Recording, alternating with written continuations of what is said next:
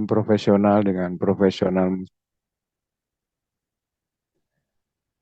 Ayo, Anda bisa menjawab, dapat pahala karena membantu saya untuk presentasi, insya Allah. Angkat tangan kalau ada yang bisa menjawab. Bedanya muslim profesional dengan profesional muslim.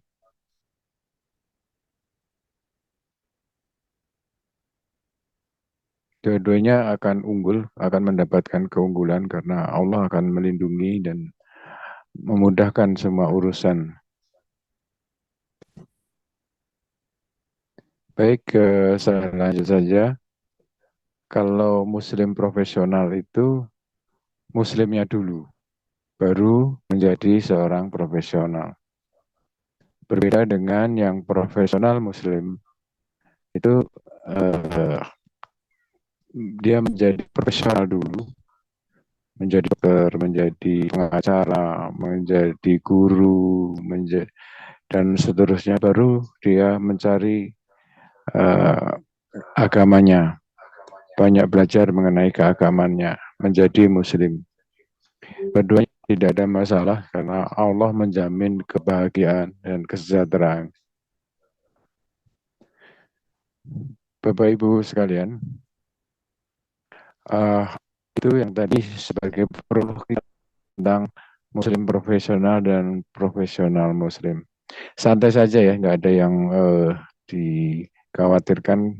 Insya Allah kita 3 hari lagi bertemu dengan bulan yang sangat kita nanti, bulan yang penuh berkah. Insya Allah Allah mempertemukan kita dengan bulan Ramadan ini.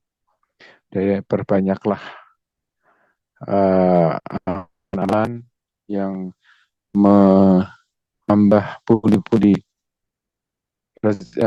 amalan kita. Karena pada bulan ini semua dimultikan, dikalikan dibanding dengan bulan-bulan sebelumnya. Silakan.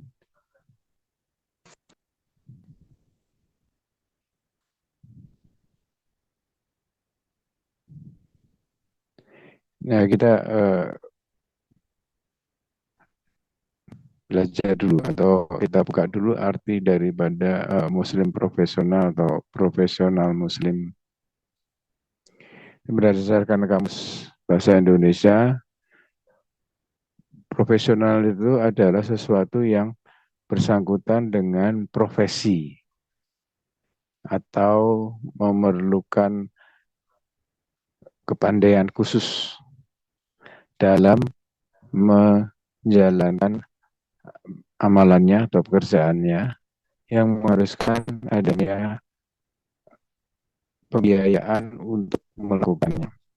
Jadi biasanya seorang profesional itu dihitung hasil kerjanya dengan apa yang dihasil, istilahnya itu ada man hour, jadi berapa jam dia bekerja ya, seperti juga dokter ya, dokter sekali kunjungan berapa, juga pengacara. Sekarang hampir semua pekerjaan jadi profesional, mempunyai sertifikasi.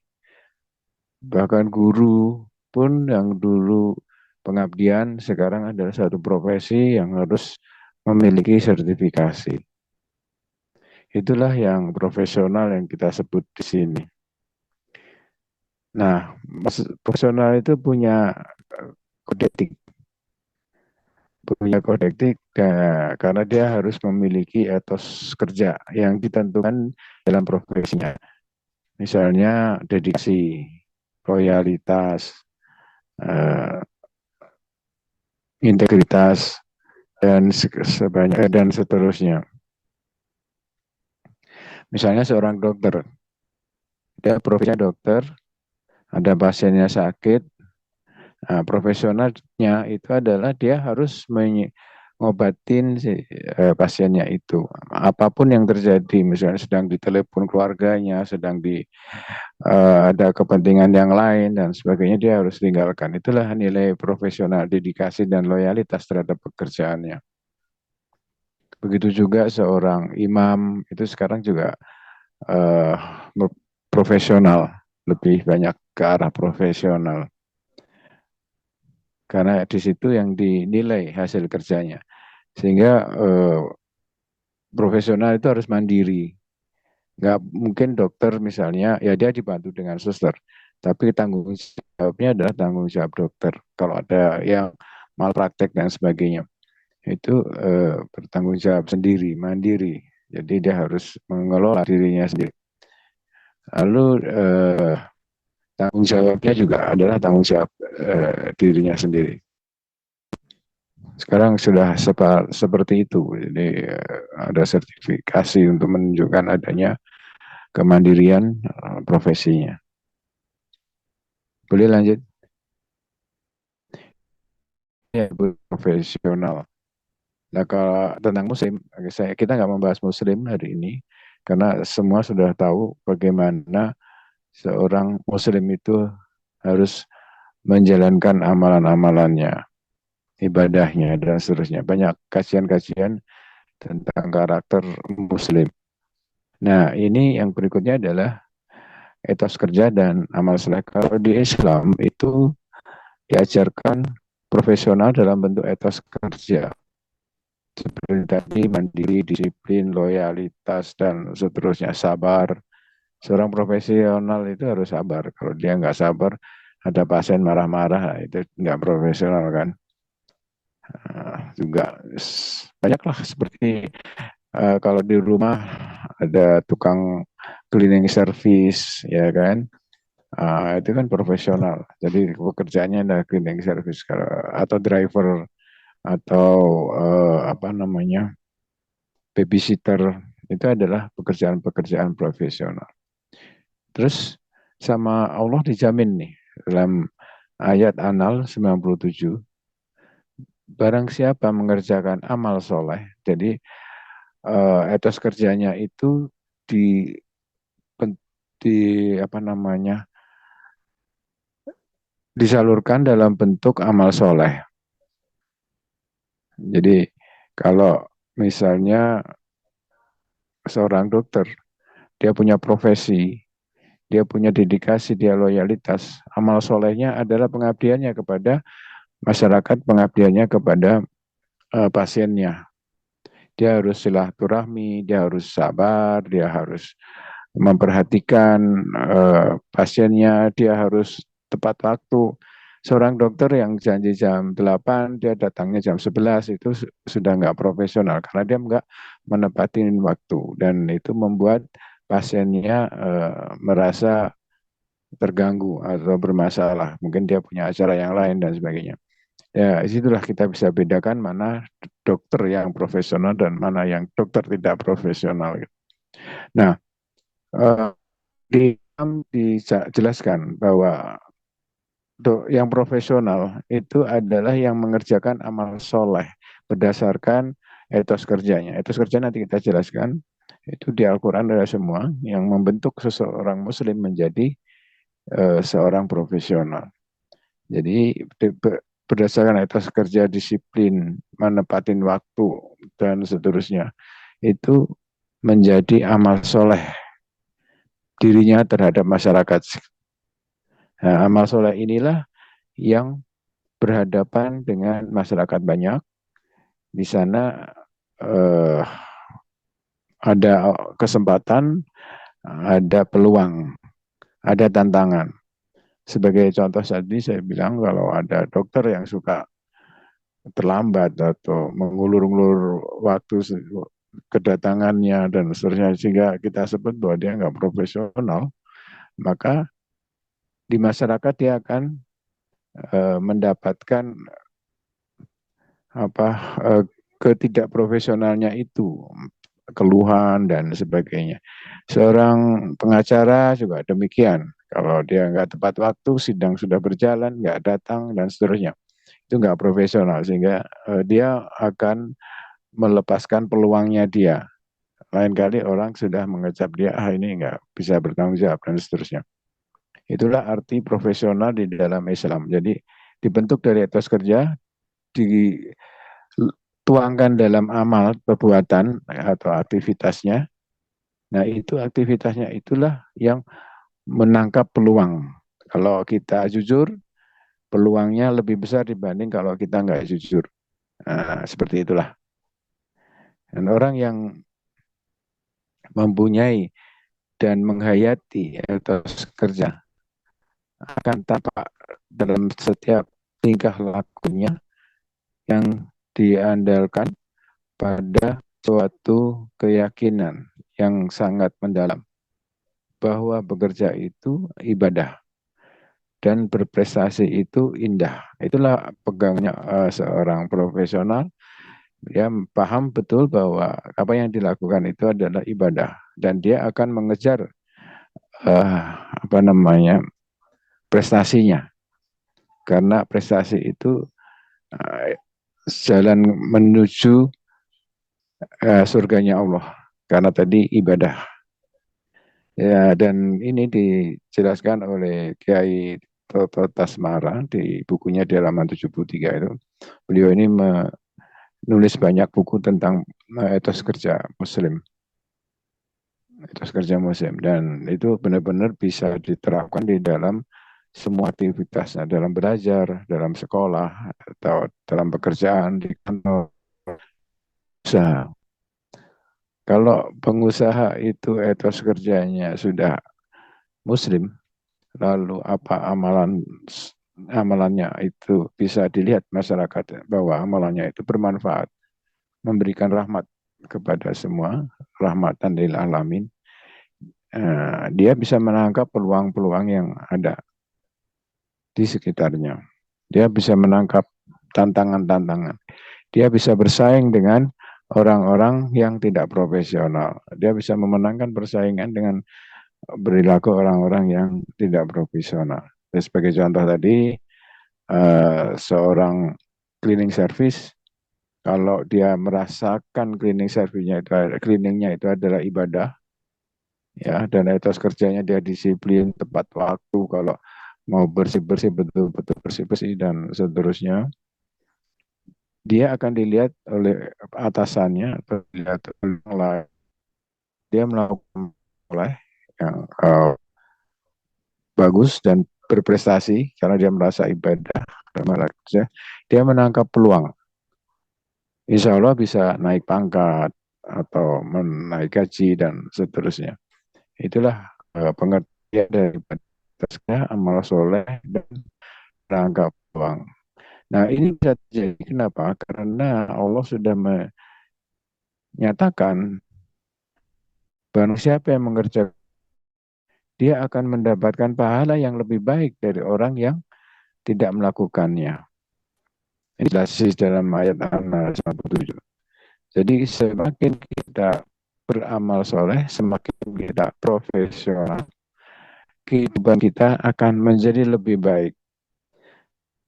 Akan kami berikan balasan pahala yang lebih baik dari apa yang telah mereka kerjakan. Pahala dunia maupun pahala di akhirat. Jadi Bapak Ibu sekalian, itulah pengertian etos kerja Muslim, beramal soleh dan menangkap peluang, menjawab tantangan. Kemuliaannya apa? Karena kita dilindungi oleh Allah Subhanahu wa Ta'ala, dimudahkan semua persoalan. Itu kemudahan kita. Itu adalah kelebihan kita yang kita dibanding muslim yang tidak profesional atau profesional yang tidak muslim. Nah, dan kemudian bisa ditangkap kalau kurang jelas kita di pertanyaan. Silakan. Ya, uh, Slide berikutnya.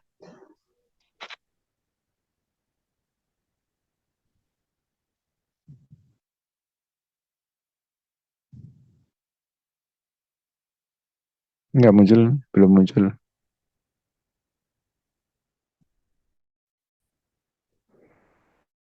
Ini etos kerja. Salah satu etos kerja ya. Beberapa etos kerja akan kita tampilkan. Itulah etos kerja yang bisa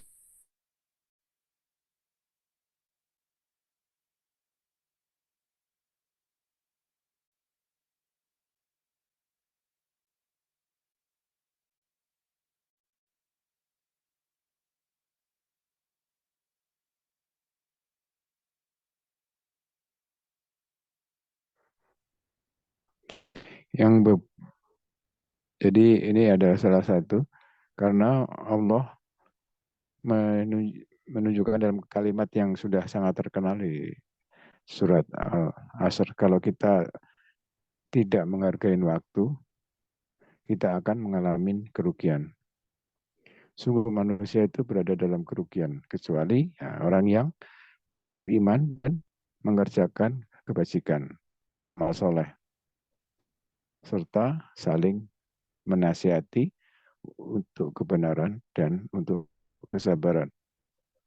Nah, di sini Allah tekankan mengenai etos kerja waktu. Contoh gampangnya saja, kalau kita membuka suatu usaha, tapi tidak menghargai waktu, buka dengan jam ya, semau-maunya, pokoknya bangun tidurnya misalnya. Bangun jam 9 ya baru buka warung jam 9. Bangun jam 7 buka warung jam 7. Itu akan menjadi kerugian. Allah sampaikan bahwa manusia itu akan rugi kalau dia tidak menjalankan amal soleh. Amal solehnya apa? Tepat waktu. Nah, seperti juga di muslim profesional. Kalau dia nggak menghargai, dia dianggap nggak profesional. Pasti masyarakat di sekitar yang memanfaatkan jasanya sebagai profesional akan eh, kecewa dan lain kali tidak menggunakan lagi. Gitu. Sebagai contoh, ojek online misalnya. Udah ditentukan 5 menit lagi nyampe, tapi nggak nyampe-nyampe. Karena mungkin masih merokok dulu atau masih makan dulu. Pasti lain kali dia nggak mau pakai uh, yang bersangkutan karena nggak profesional kalau kita katakan demikian. Inilah yang diajarkan oleh Allah tentang waktu. Kita kalau sholat juga diminta tepat waktu. Kalau bisa awal. Nah, itu kita diajarkan oleh Allah bahwa kita harus menepatin waktu. Jadi kalau seorang muslim yang nggak menghargai waktu, ya berarti bukan muslim profesional. Dia tidak bisa menangkap peluang. Dia tidak bisa menjawab tantangan. Karena di masa sekarang itu sudah sangat-sangat berharga sekali. Ya, itu etos kerja waktu. Bisa dilanjut?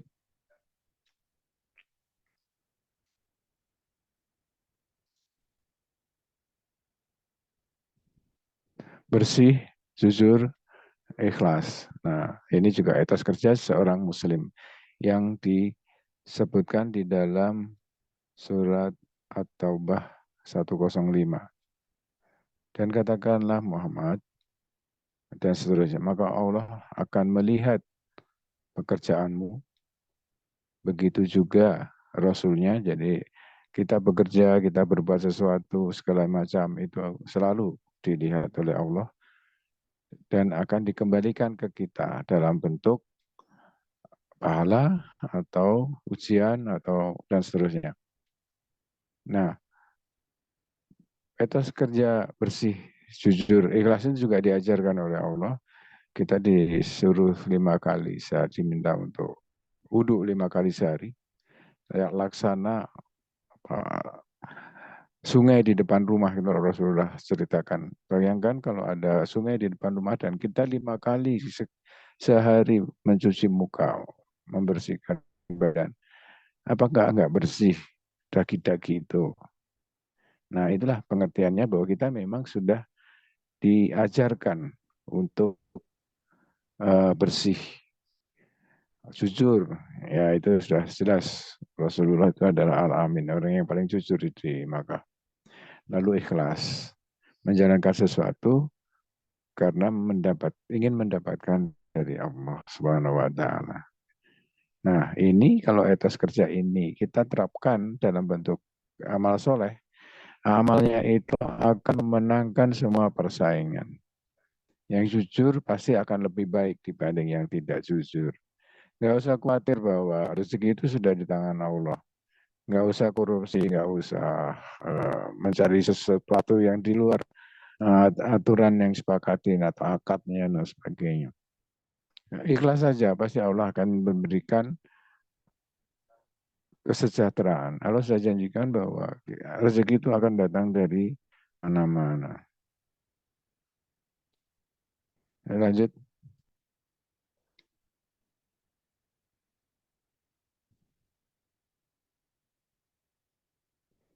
komitmen.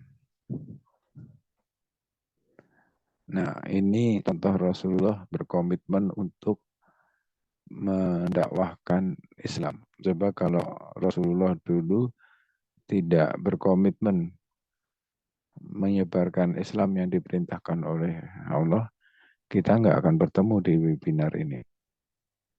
Nah, komitmen itulah yang menentukan juga profesionalitas kita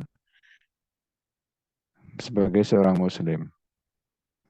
Misalnya, contohnya tadi, kalau dia seorang dokter, ada pasien, tapi tiba-tiba ada keluarganya yang menelepon atau meminta bantuan, pasiennya ditinggal, itu berarti nggak komitmen. Apapun profesinya, kita harus komit. Seperti juga kita komit kepada Subhanahu wa ta'ala. Allahu Akbar, Allahu Akbar. Azan bunyi, dipanggil Allah untuk sholat.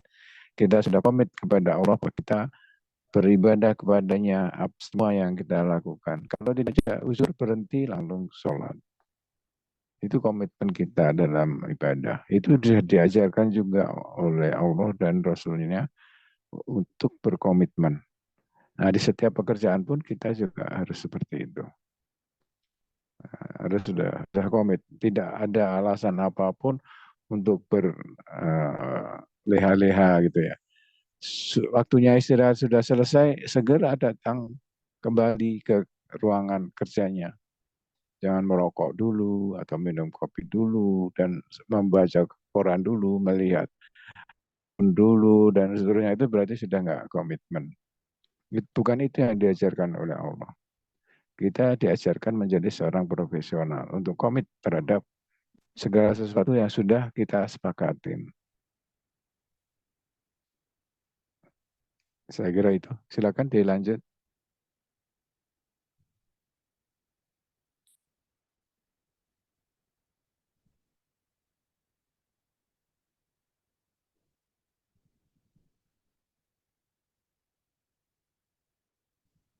Percaya diri.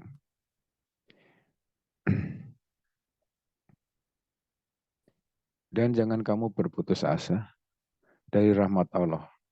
Sesungguhnya yang berputus asa dari rahmat Allah itu hanyalah orang-orang yang kafir.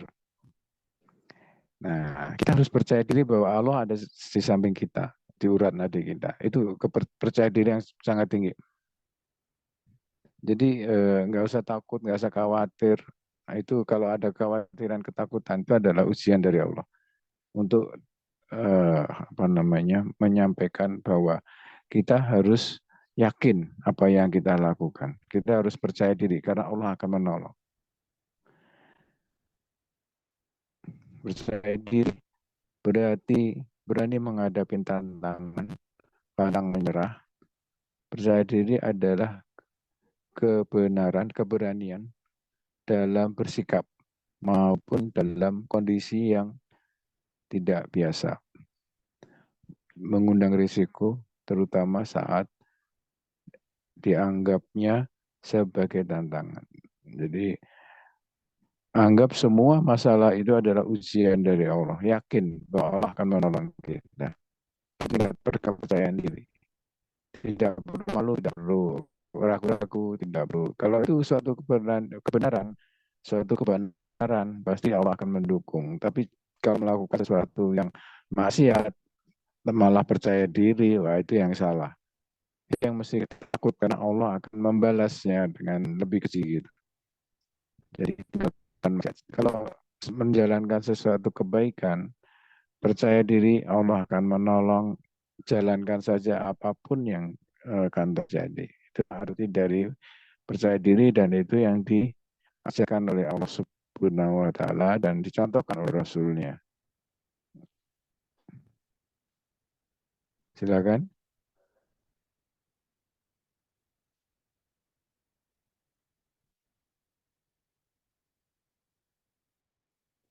efisien. Seorang profesional muslim diwajibkan untuk efisien.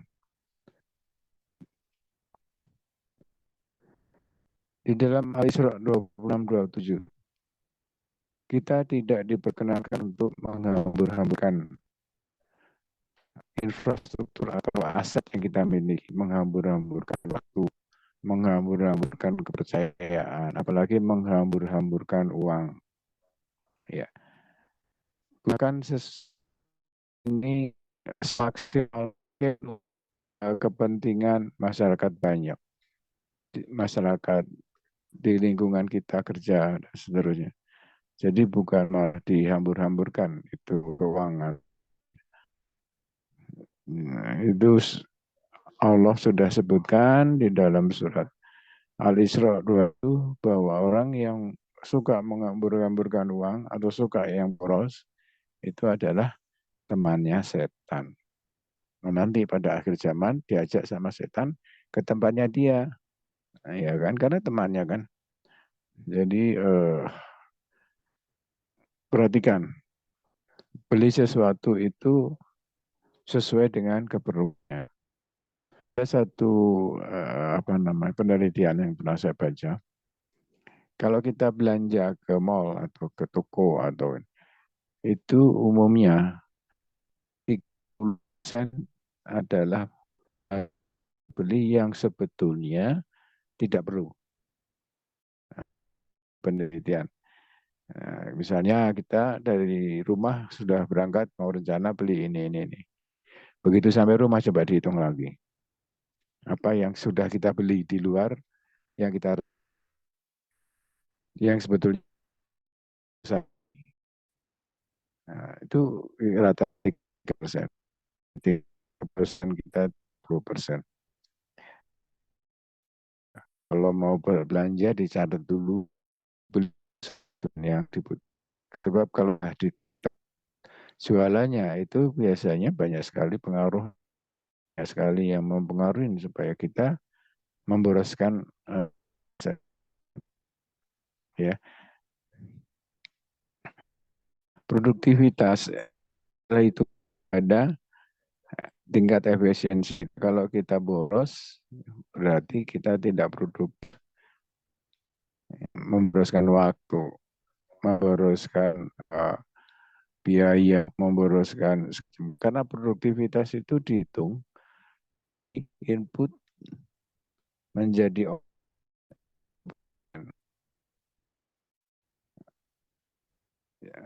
jadi kalau inputnya semakin banyak, outputnya sedikit, itu aktivitasnya rendah. Kita bekerja dengan waktu yang sama dengan orang lain, tapi kita mempunyai tingkat produktivitas di dalam rumah tangga kita lebih baik dibanding orang lain, atau lebih buruk dibanding orang lain.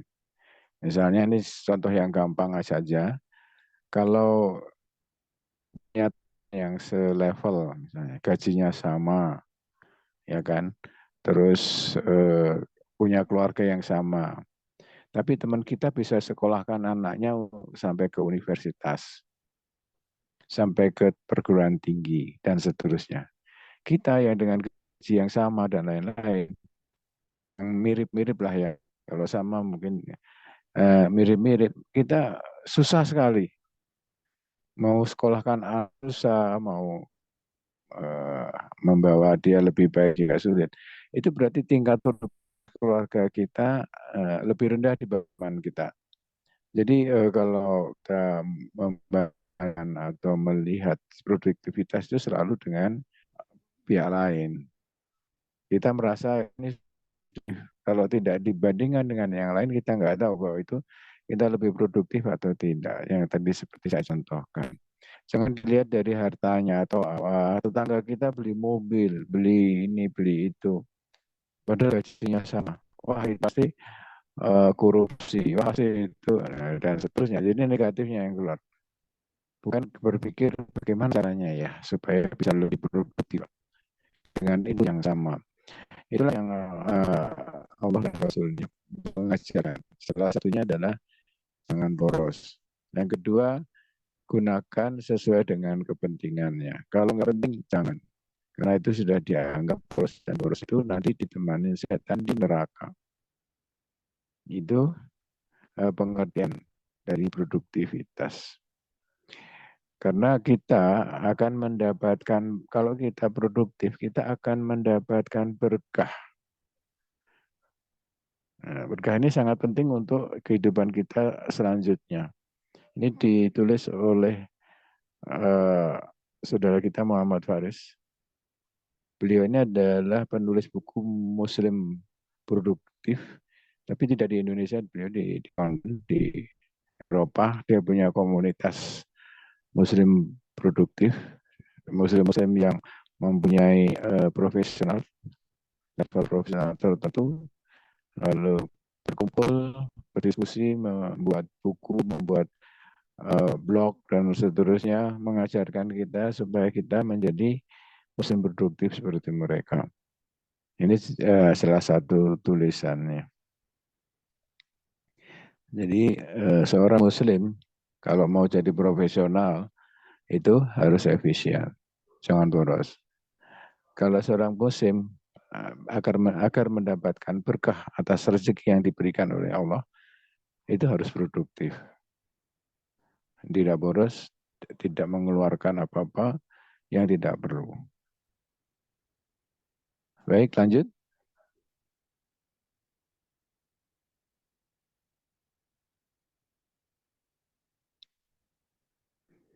Istiqomah atau fokus. Fokus ini juga ditunjukkan oleh Allah Subhanahu wa Ta'ala. Jalan harus lurus kebenaran, tidak berbelok-belok, yang menguras energi, waktu, dan menjadi boros, dan tidak efisien. Jalan istiqomah ini yang membawa berkah dari Allah Subhanahu wa Ta'ala, hidup lebih produktif dengan energi dan waktu yang sama, dapat mencapai hasil lebih baik. Ini sering juga kita hadapin di dalam kehidupan sehari-hari. Kalau sudah punya satu pekerjaan,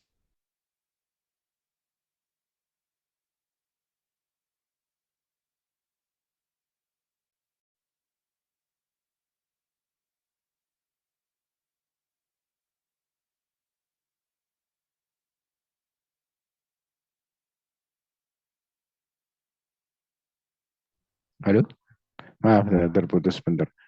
Jadi maksudnya istiqomah itu. Jadi kalau sudah menghasilkan mendapatkan satu pekerjaan, istiqomahlah di situ. Fokus. Jadi jadilah Muslim yang profesional. Berpikirlah profesional. Rubah etos kerja kita menjadi etos kerja Muslim yang profesional.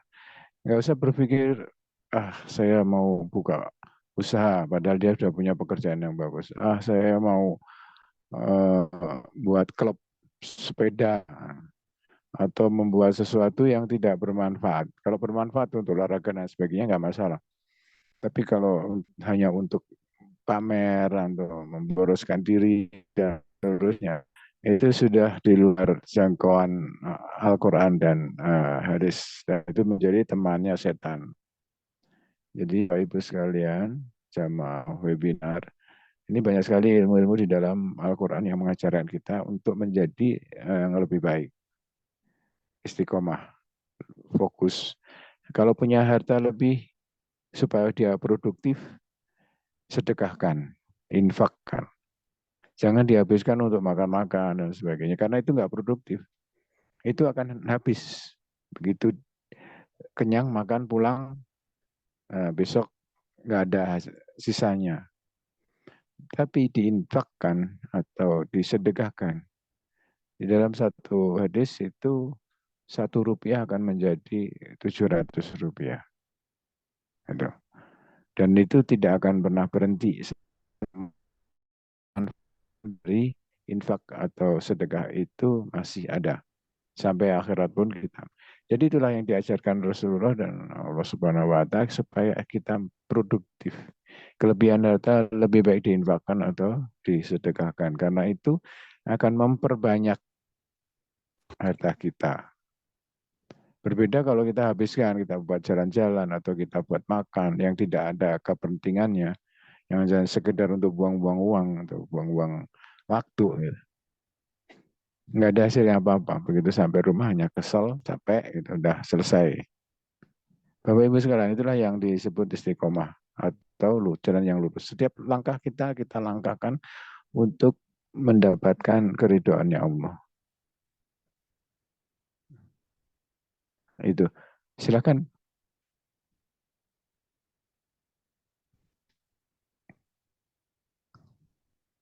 Mandiri.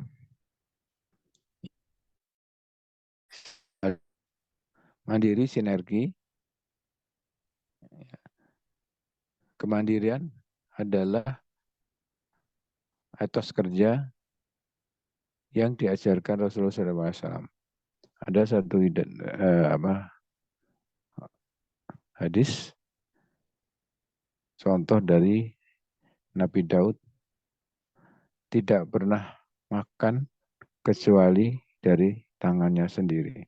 Ini contoh etos kerja mandiri, melahirkan jiwa yang merdeka dan tumbuhnya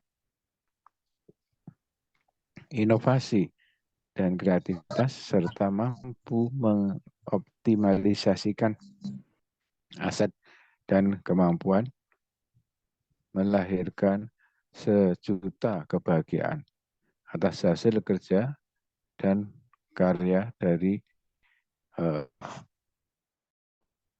kemandiriannya itu. Jadi ini ditulis oleh Kiai Toto Kasmara tadi, uh, kemandirian di dalam Al-Quran itu ditekankan karena kita bertanggung jawab Allah Subhanahu wa Ta'ala, tidak tergantung kepada orang lain. Jadi setiap apa yang kita miliki, kita harus bertanggung jawabkan kepada Allah.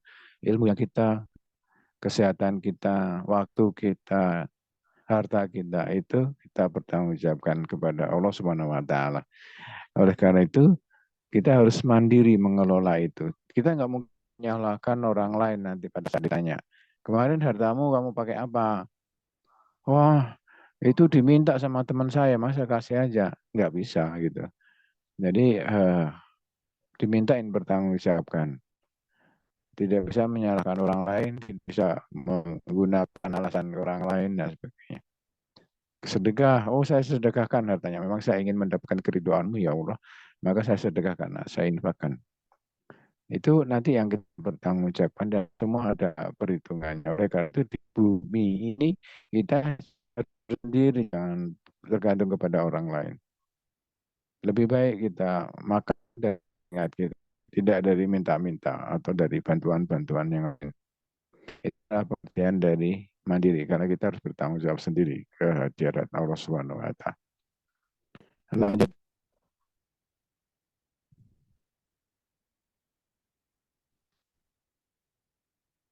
Ini yang disebut oleh Rasulullah di riwayat Bukhari 6015 ini sangat terkenal sekali di sini.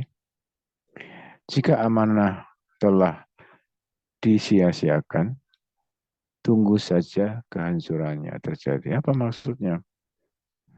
Sahabat menanyakan. Maksudnya adalah jika urusan dikerjakan oleh orang yang bukan ahlinya, maka tunggulah kehancurannya. Ini yang disebut profesional. Jadi mengobatin seorang sakit, ya harus dokter yang ahli di bidang. Menyelesaikan masalah hukum, ya harus pengacara yang ahli di bidangnya. Mengenai kebersihan rumah tangga, misalnya mau diserahkan ke orang lain, harus dengan orang yang ahli di cleaning service. Ada orang mengurus anak-anak, karena orang tuanya nggak bisa, ya diserahkan kepada babysitter dan seterusnya itu profesional yang Rasulullah sebutkan 1400 tahun yang lalu. Bisa bayangkan kalau ada kerusakan di rumah, mungkin ledengnya bocor atau saluran air bocor. Terus ada seorang yang tukang bersih taman. Oh, saya bisa mengerjakan sebisa bersih dan seterusnya. Tentu kita menjadi khawatir, benar nggak ini orang dia ahlinya taman kok nangani ladang gitu. Dan seterusnya. Itu yang disebut bahwa oleh Rasulullah bahwa kita harus mempunyai keahlian masing-masing. Itu intinya. Jadi kalau mulai suatu sekolah atau mulai mencari pekerjaan, periksa dulu keahliannya itu apa. Kita ahli di bidang apa. Presenter, ya sudah, kita kejar itu profesionalisme di bidang presenter. Sekarang banyak ada era digital, content provider, ada influencer, ada fundraiser, segala macam itu profesi-profesi yang baru muncul dan sangat bermanfaat. Nah, kalau memang talentnya ada di sana, ya dikerjakan di istiqomah. Jadi harus fokus ke sana. Terus jangan macam-macam yang dia kerjakan. Akhirnya dia menghasilkan malah memboroskan waktu. Jadi harus ahli di bidang ini. Rasulullah sudah sampaikan 1400 tahun yang lalu. Walau alam. Lanjut.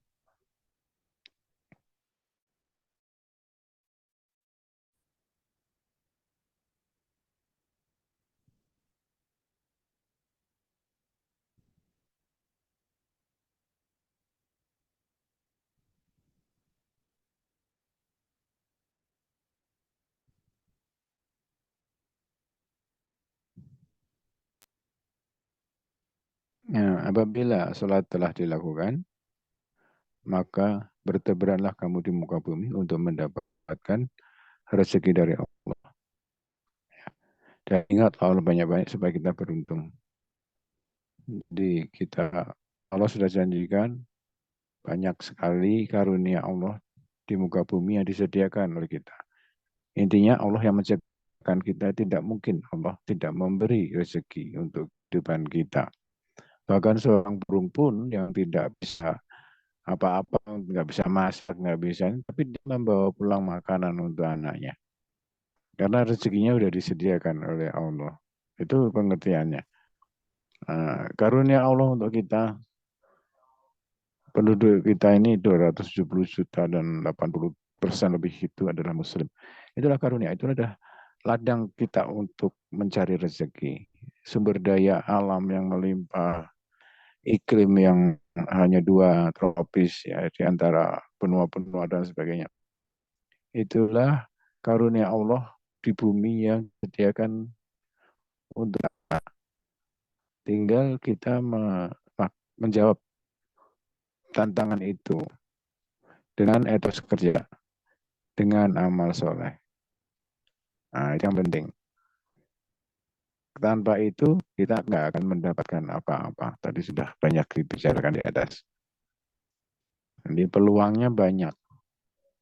Tantangannya ya kita harus melakukan etos kerja supaya menjadi amal soleh yang bisa dihargai oleh masyarakat sekitar, mendapat pahala dari Allah Subhanahu wa taala, mendapatkan perlindungan, mendapatkan rezeki dari arah yang tidak kita sangka. Itu loh arti daripada keunggulan kita sebagai seorang muslim. Silakan.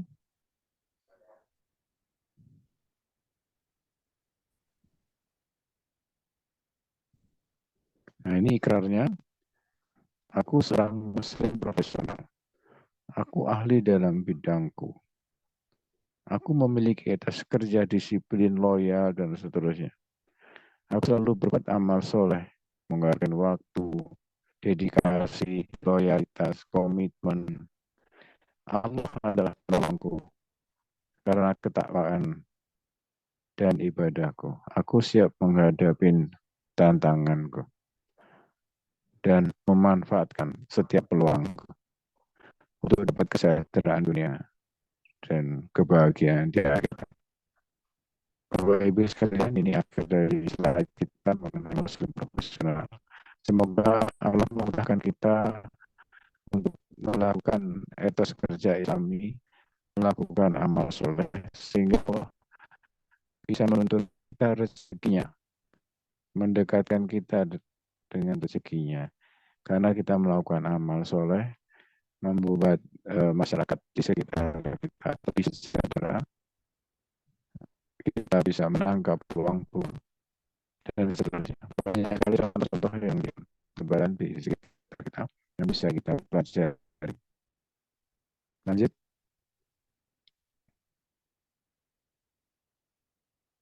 Ini ada acara uh, pondok dan mengaji kalau tidak punya waktu untuk mengaji dari biasa karena kesibukan, silakan datang pada hari Jumat Sabtu.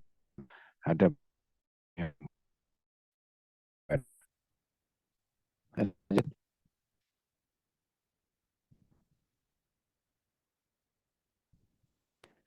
Jazakumullahu khairan katsira.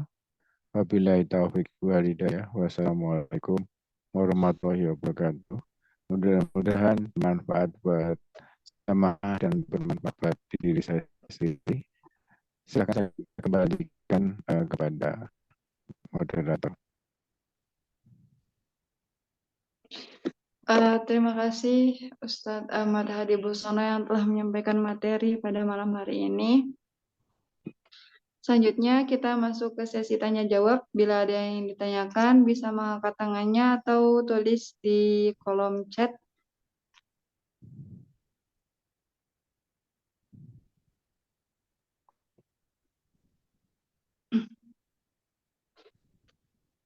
Ya.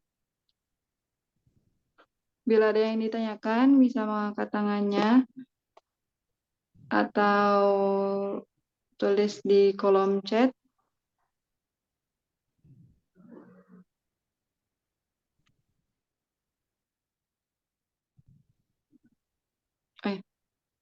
Ini saudara yang mengangkat tangan dari Ukhti Intan Ireka Putri. Silahkan dinyalakan mic-nya.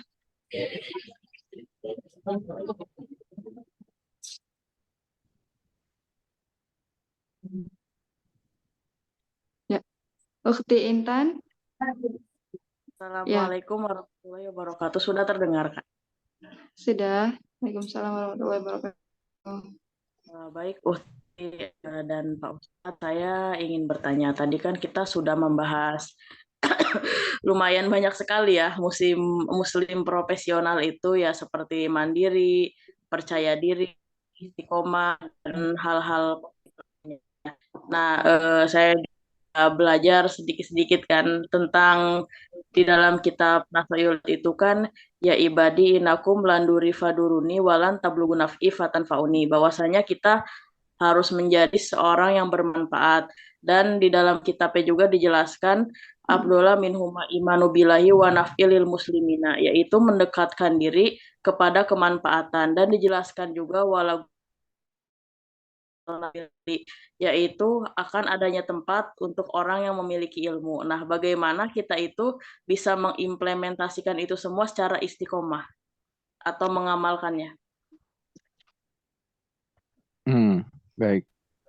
Terima kasih Ukti Intan. Tadi memang banyak sekali yang Rasulullah ya Rasulullah contohkan bahkan ditulis dalam Al-Quran. Nah, kita bisa pelajari satu persatu itu akan menjadi jati diri kita sebagai seorang muslim, insya Allah. Salah satunya tadi menghargai waktu. Nah, bagaimana cara mengimplementasikan ya sambil dibiasakan karena itu adalah akhlak atau etik kebiasaan. Kalau kita tidak biasakan ya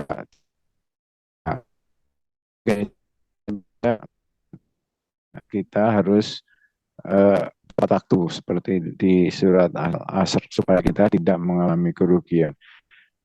Kalau sudah dibiasakan mengenai ketepatan waktu, kita komitmen, belajar tentang komitmen. Setelah kita belajar komitmen, kita belajar disiplin dan seterusnya. Sebetulnya kalau tanpa kita sadarin, Allah itu mentrain kita mengenai tepat waktu, disiplin, komitmen. Mentraining kita, kalau kita perhatikan sholat 5 kali sehari. Nggak mungkin kan sholat itu waktunya berubah-berubah, enggak kan? Nggak mungkin sholat subuh dikerjakan di zuhur atau sholat asar. Nah, itu kita diajarkan untuk komitmen dengan waktu. Tapi apa yang terjadi? Nah, nanti aja lah. Saya masih selesai pekerjaan ini. Nah, itu jelas selalu sampaikan kalau kamu meninggalkan sholat atau melupakan sholat, ya tinggal tunggu waktunya saja. Nah, itu jelas-jelas kita diajarin. Kita juga diajarin disiplin di dalam sholat. Ya kan nggak mungkin kita apa namanya tahiyat akhir dulu baru tapi kalau ya, itu disiplin diajarkan mulut urutannya, ikutin aturannya dan sebagainya. Diajarin bersih. Ya kita diajarin menghadap Allah itu bersih, harus wangi. Itu adalah ajaran-ajaran yang di training. Kalau kita ikutin training juga kita seperti itu kok. Disuruh ini, disuruh itu. Tapi nggak usah lah ikut training itu. Ikutilah apa yang terjadi di sholat itu. Benar-benar dijalani, benar-benar mengerti gitu bahwa sholat itu mengajarkan umat Islam untuk menjadi profesional. Banyak arti-arti di situ yang kita bisa pahami. Kalau kita biasakan, nanti lama-lama kita akan terbiasa. Kita mau ketemu seseorang atau rapat yang sudah ditentukan jam 10, kita 10 menit sebelumnya atau 20 menit sebelumnya ada siap-siap. Nah, contoh seperti sholat, kita harus wudhu dulu, harus siap-siap dulu, menunggu azan dan sebagainya. Itu adalah kehidupan sehari-hari sebetulnya untuk menjadi seorang profesional. Belajar itu sholat, benar-benar dibiasakan dengan kaidah-kaidahnya. Itu ya kan sebetulnya tidak sulit untuk menjadi profesional. Diterapkan dalam kehidupan dari. Saya kira itu salah satu contoh.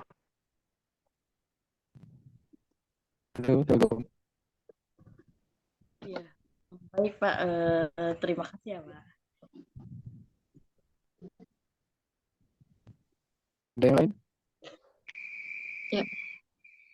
Ada lagi yang ingin ditanyakan? Bisa mengangkat atau tulis di kolom chat.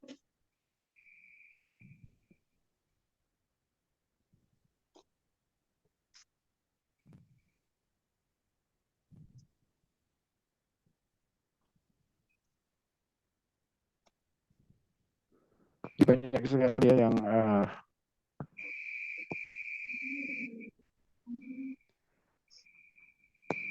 contoh-contoh Rasulullah untuk menjadi seorang profesional.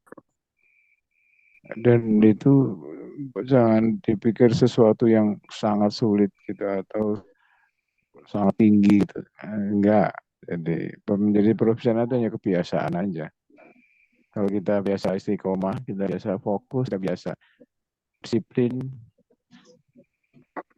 Nah, itu hanya bisa dirinya sendiri. Kalau harus, ya ada tempat-tempat untuk kualitas dengan istilah-istilah yang tinggi-tinggi begitu yang kita nggak ngerti sebetulnya siapa gitu.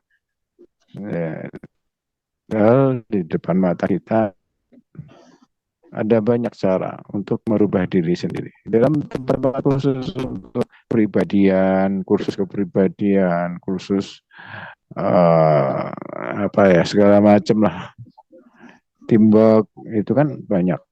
Tapi itu sebetulnya semua bisa kita lakukan dengan diri. Bukalah itu Al-Quran, bacalah. Banyak sekali cara-cara yang diajarkan di sana untuk kita menjadi lebih profesional. Tujuan dari kursus-kursus kepribadian dan teamwork dan lain-lain itu tujuannya ya membentuk kita menjadi lebih profesional. Jadi teamwork itu adalah silaturahmi kalau di dalam Islam. Sudah diajarkan ke kita bagaimana kita bersilaturahmi dengan orang lain. Ya itulah inti daripada teamwork. Bisa dibayangkan kalau suatu tim tidak ada silaturahmi di antara tim itu, ya terpecah belah gitu. Nah, banyak contoh yang disampaikan. Saya itu Irma, Ada yang lain?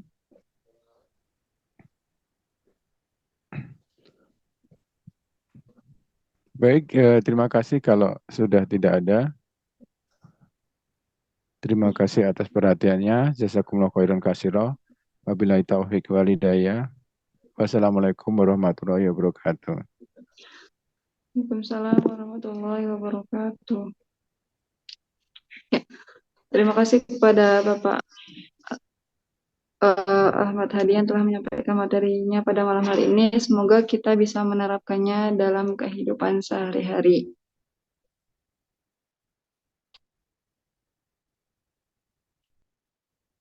Saya selaku moderator minta maaf apabila ada kesalahan.